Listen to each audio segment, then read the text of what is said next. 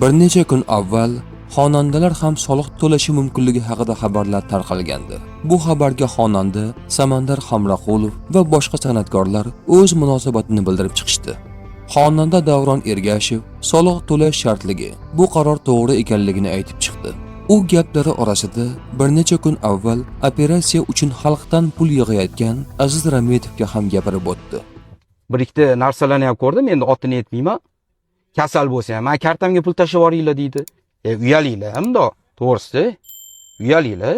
Iltimos, u san'atkorlar unaqani xalq oldida kulgi bo'lyapmiz-da biz.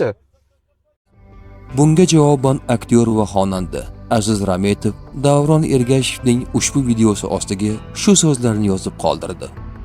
Hoji aka, bir suhbatingizni olsam, qiynalib qoldim. Ikkita klipingizga tushganman. Reytingim zo'r yillari ancha madad bo'ldi degan edingiz.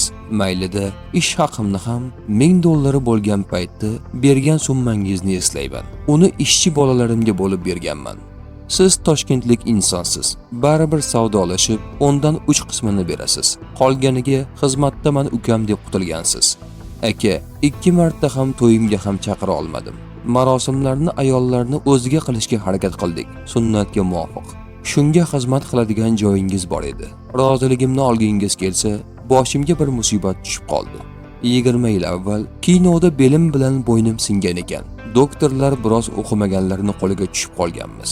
Shu ahvolda klipingizda ham yomg'irlarda kun bo'yi itdek ishlagan ekanmiz. Aka, shularni haqqi hurmati.